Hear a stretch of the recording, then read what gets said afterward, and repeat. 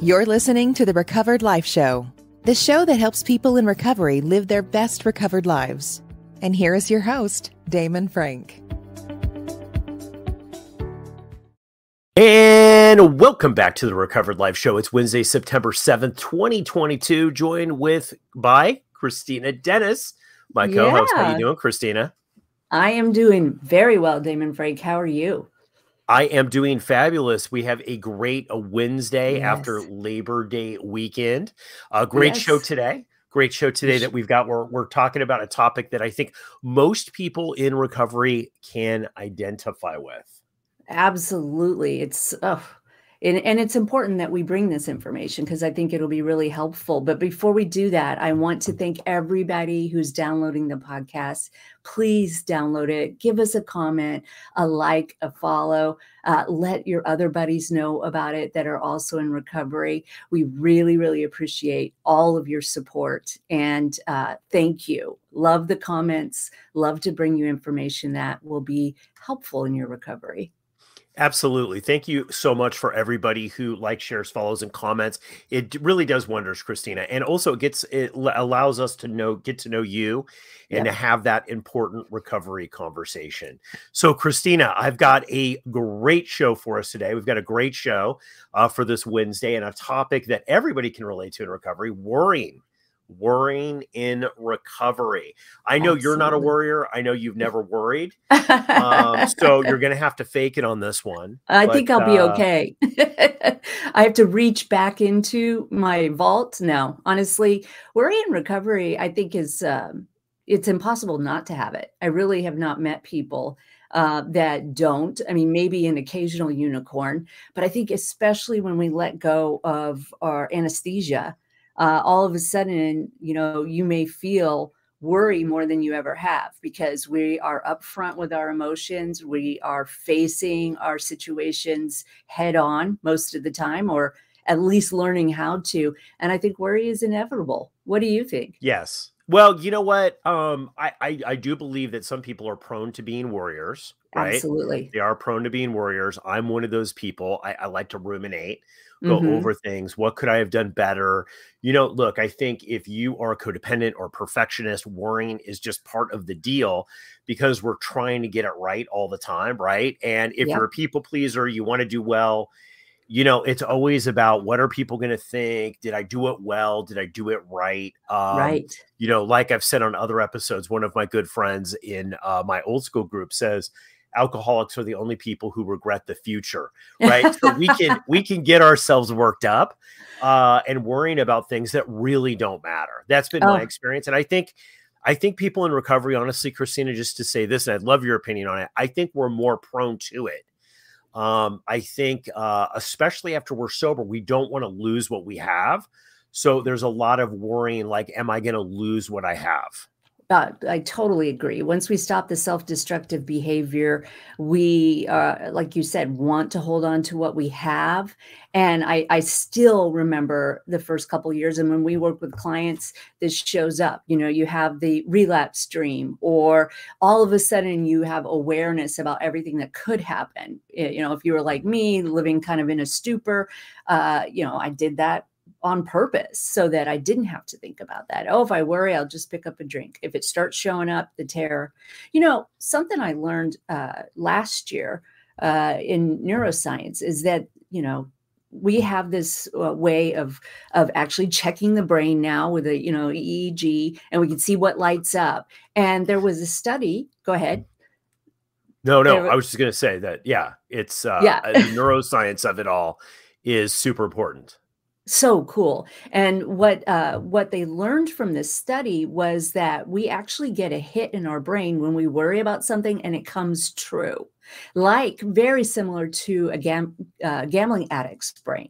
Isn't that interesting? Like, people get a little payoff from it. So you really have to safeguard your brain and what you're putting your thoughts toward and what you're thinking, because people can get I've met those people. People can get really addicted to the worry. And then there's this kind of like little, dopamine hit, like, oh, I was worried and it came true. And I think that's very tricky. And it really helped me start thinking about, okay, what am I actually spending my time and thought power toward? What am I doing in my recovery?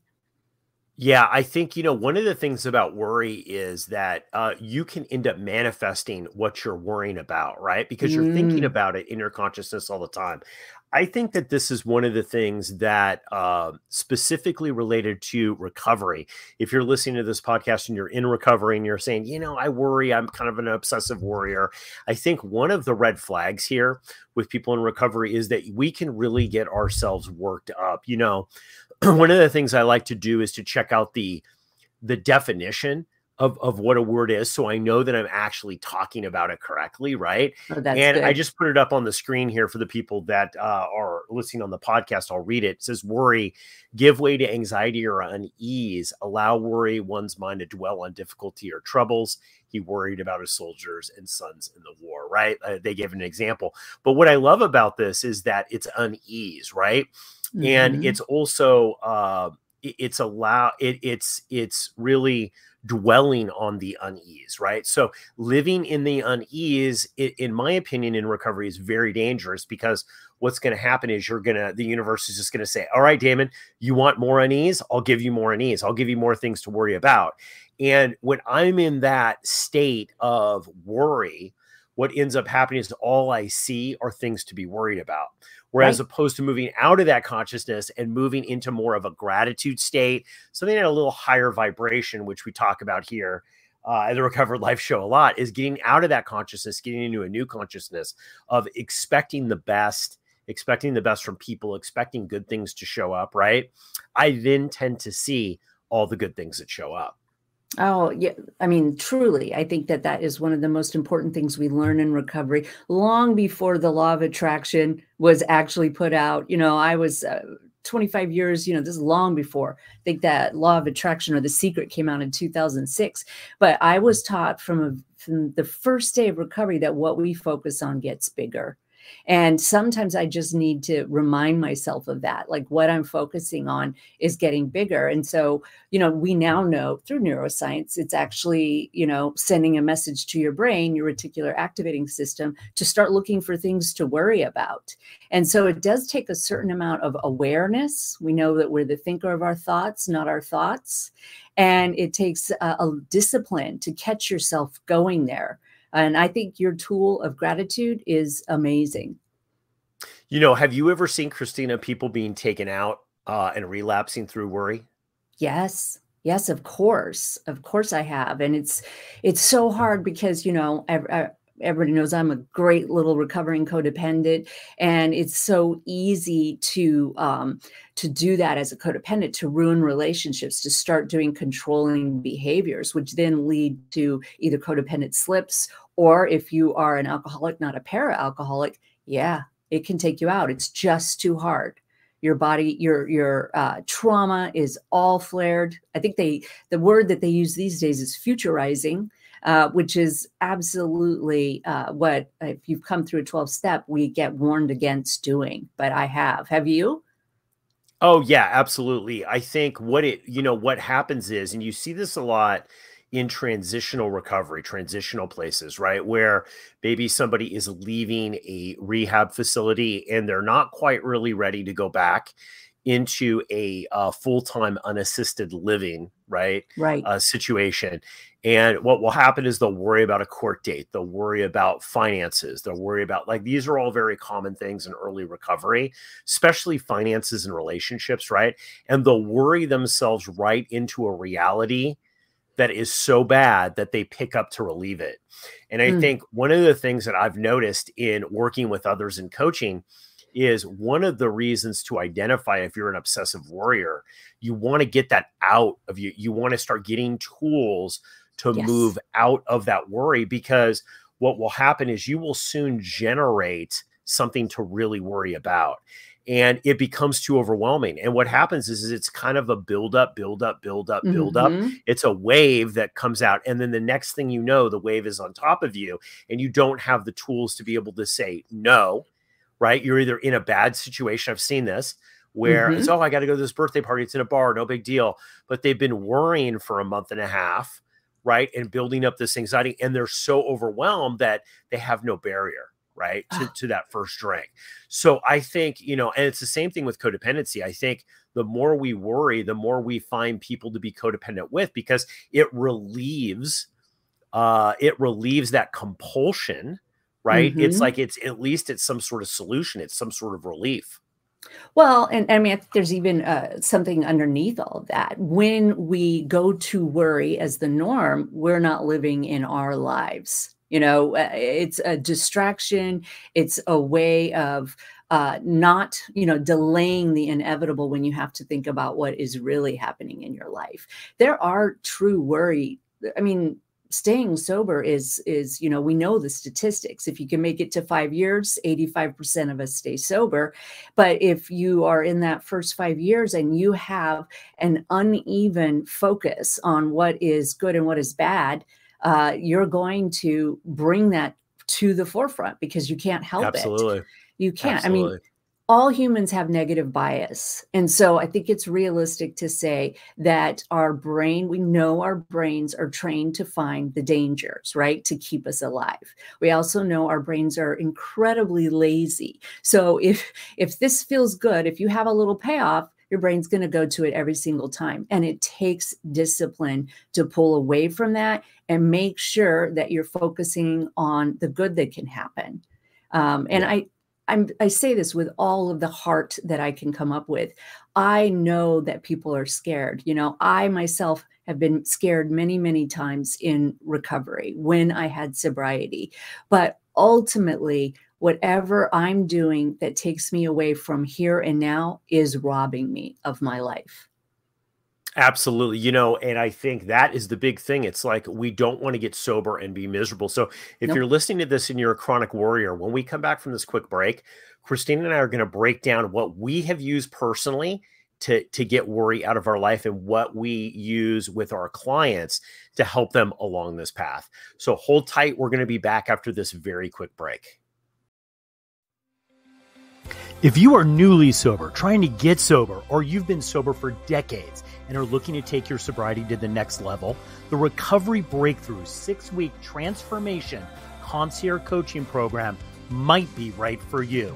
Have Damon Frank and Kristina Dennis build a custom roadmap to get you on the path to getting what you really need. Receive hands-on concierge coaching and stay focused and productive with our daily check-ins.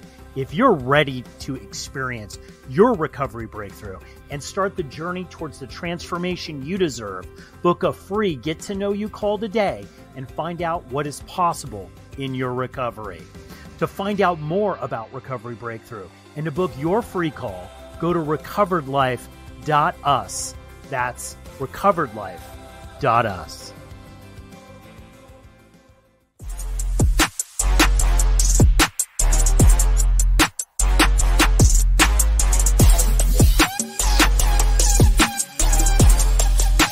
You're listening to the Recovered Life Show.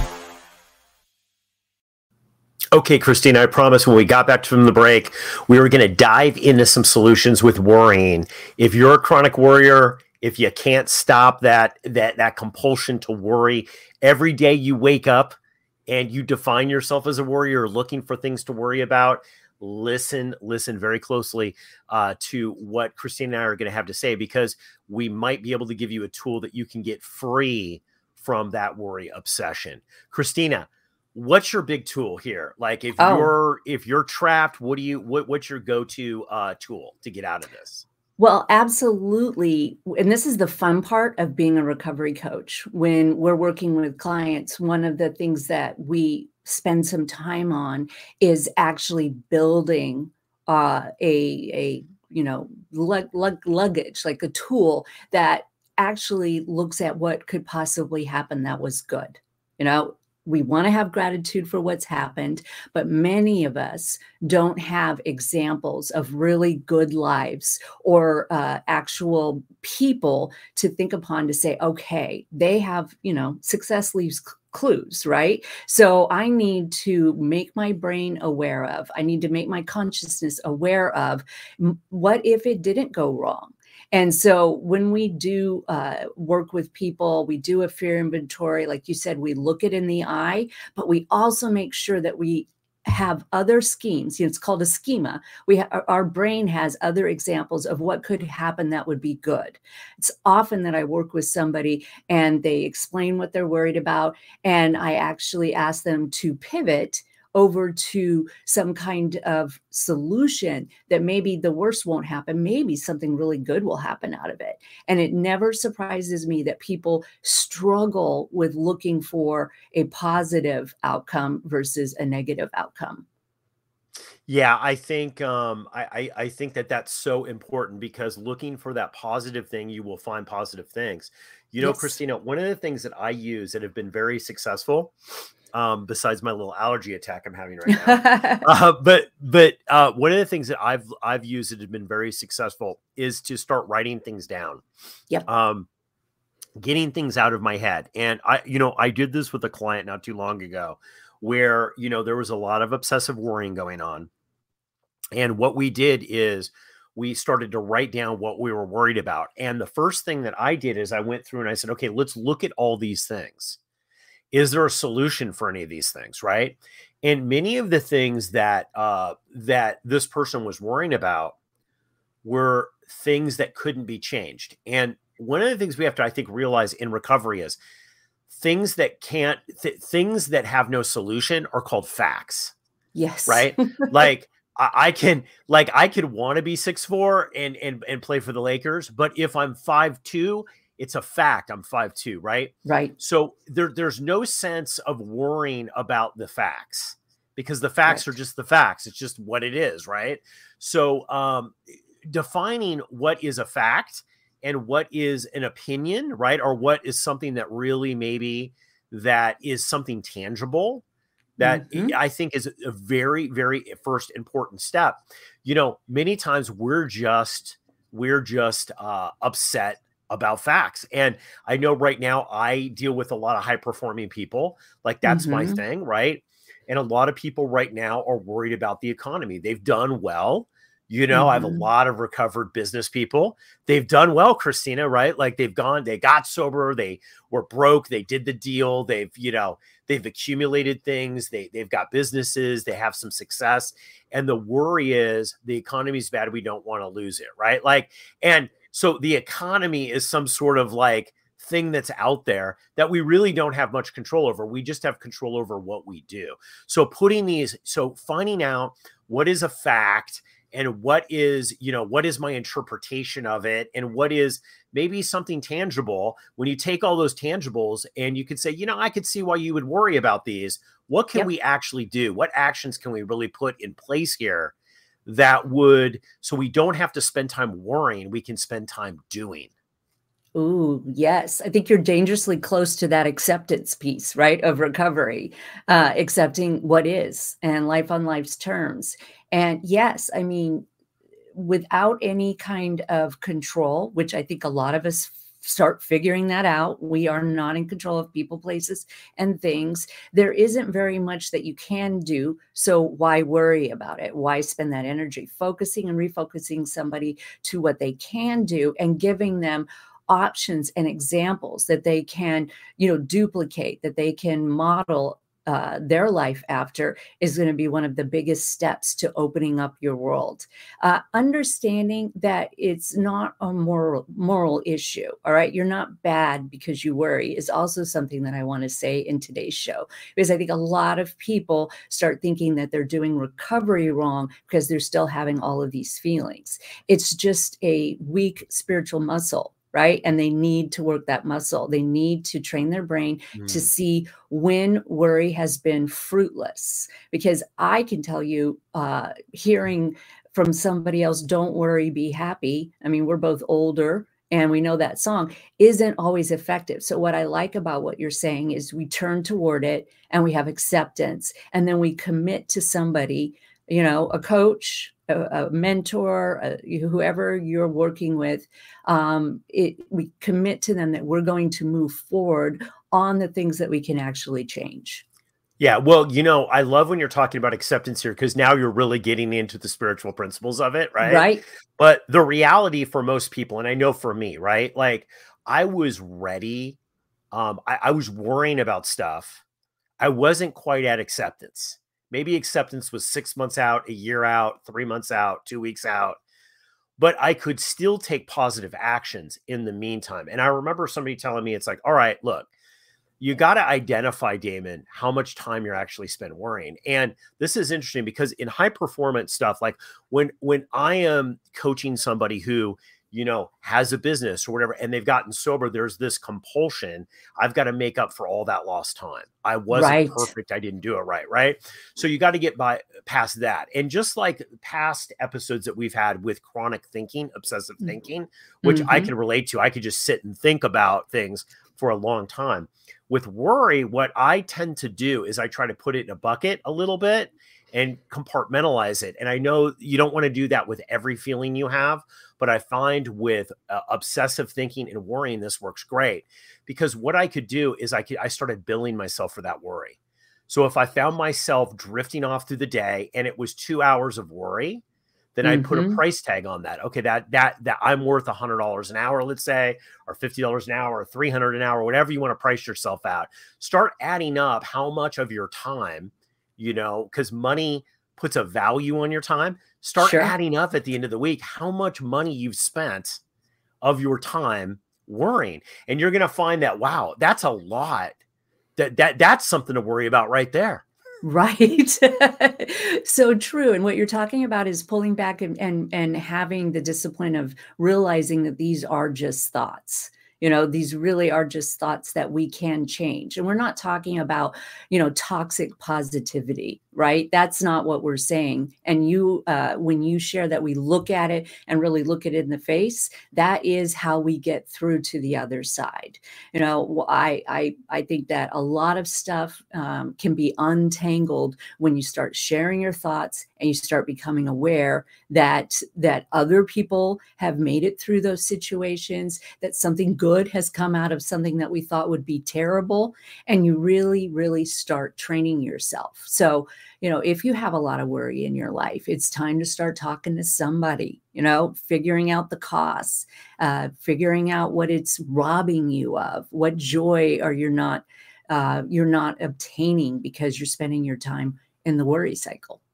And I think the big lesson here, I think that we're all saying, no matter what the approach of, whether you use Kristina's approach, my approach, or a hybrid version or something else, it's get that worry out of your head, get it out, talk to somebody about it, put it on paper, start to actually really look at it. Because what you're going to find is you're spending a lot of time and a lot of energy worrying about things that might or might not happen. Kristina, I've got to throw this out too, because when we were doing this episode, I really was thinking about it a little bit. I was like, okay, what can I share with people that would have a really big impact, right? Like, what's my perspective on worry? Because look, I've had my share of worry over 3 decades, right? I've had my share of worry and I still can get sucked into that. Not as much, but I still can get sucked into, oh my gosh, I'm worrying about this, worrying about that.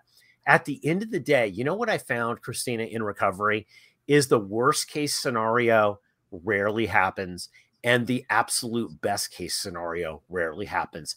It's somewhere in the middle. I was telling a friend that the other day. It's like, I'm not, if I'm worried about finances, I might not make that total pinnacle amount of money that I thought I was going to make, but I'm also not homeless either. Right. And have no money. So it's somewhere in the middle. And I hate the word balance. I want to strike that from my vocabulary and the dictionary. I hate the word balance in recovery because I just think it's an unattainable thing, but it does apply here. It does balance out. It is somewhere in the middle, right? And what I started to be able to train myself with, Kristina, is just to say, hey, could I live with it if I played full out and it happens somewhere in the middle? Could I live with that outcome? And most times it's like, absolutely I could. Absolutely I could, right? And I could always go back up to the mound and take another swing at it later, right? Absolutely. Rarely are things one and done forever. Usually have chances to be able to do things. So that's my big message to people. It's like, you know what? It's not going to be the worst case scenario. And it might not be the best case scenario anywhere. It's going to be somewhere in that gray middle. It sure is. And if you can live in this moment right now, you have a way better chance of not having what you're worried about coming to fruition. So absolutely ground yourself, start embracing the spiritual teachings of, any program that you want to use, work with somebody. You deserve to live a life without worry being, the front seat passenger in your car. Absolutely. You guys, we know that our best recovery is in the right here, right now. So we hope that everybody goes out and lives their best recovered life and does that, lives in the right here, right now, because that is where the miracles happen. Kristina, Dennis, thank you so much. This has been a great episode. We're going to see you back. It's going to be Monday. We're going to join us back for another Recovered Life show. I would like to remind everybody, if you're not participating in the Recovered Life discussions, you're probably hearing them here on the podcast. Jump into our Clubhouse room.